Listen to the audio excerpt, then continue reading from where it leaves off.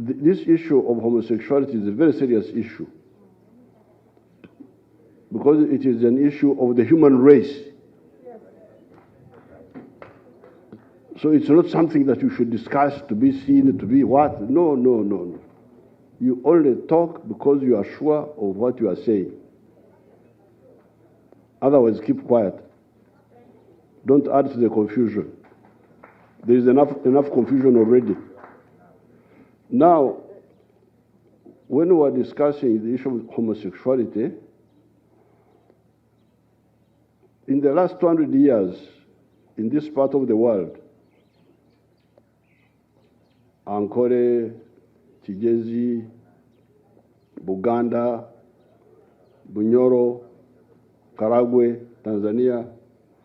So, but it was a smaller number. I have had 5 names in the last 200 years. Because me, I'm from this area here. My clan is one of the oldest in this part of the world.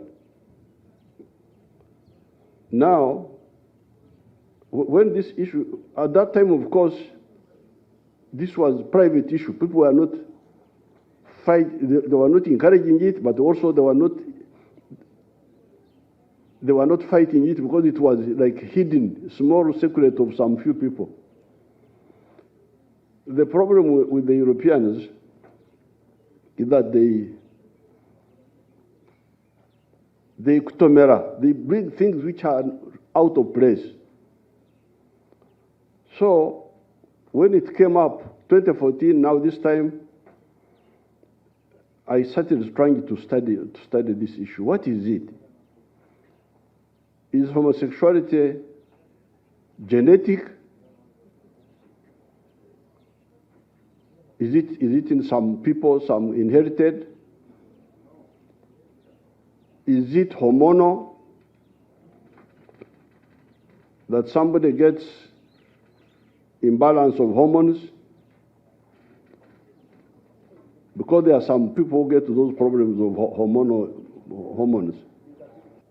The conclusion was no, this is a psychological disorientation by some people at some stage. It's not genetic, it's not hormonal, it is a psychological disorientation where somebody, because of some experience, hates the people he should love and love the people he should not love. It's a type of like a sickness. So if that is the case, that suspicion of merely being suspected to be cannot be criminalized, cannot and should not be criminalized, because he is like a sick person. If somebody is sick, do you criminalize him for that? Now, I'm glad when they went back, apparently they cured this. This was what was cured. The problem is that, yes, you are disoriented. You have got a problem to yourself. Now, don't try to recruit others now. If you try to recruit people into your disorientation, then we go for you. We punish you. That's number one.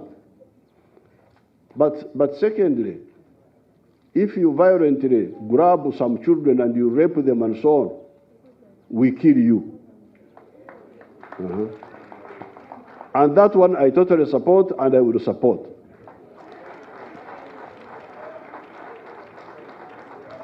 The 3 positions. Number one, merely being suspected of being is not an offense in itself. You are a person to be helped if you want helped, because it was said that some of the people can be helped to get back to normal. But secondly, if you want now to disorient others, we go for you, we punish you by imprisonment. If you go beyond that and you start raping children and so on, we kill you. Yes, sir. So there, we are, so, but later on, a woman from the World Bank rang me, and I told her exactly as I'm telling you. I said, I'm going to sign the bill because of the 3 points I've told you. Merely being, no, we cannot criminalize you. Being and trying to recruit, we punish you by imprisonment. Raping, we kill you. So, but then the woman of the World Bank told me two other points, which although I've signed the bill, I would like us to look at it also ourselves, because I don't want to be on the side of wrong. In all these fights, I have never stood on the wrong side. Never. That's the line of the NRM. We never have two languages. What we tell you in the day is what we shall tell you in the night. So therefore, the woman of the world, so therefore the signing is finished, nobody will move us. But the woman from the World Bank told me two issues for which I was going to return the bill again. Issue number one is requiring employers to make sure that there are no homosexuals in their company. Something like that. Something like you must ensure that the employers what. But how if that is there, I didn't read the whole bill, but if that is there, then we shall have to look at it, because it's really, you are wasting people's time to know how many people in the company are. That's what the woman of the World Bank told me. That's number one. If it is there, we shall have to sort it out. Now, the second one, where I think we would be on the wrong ground, is to blame real estate owners for houses being rented by homosexuals.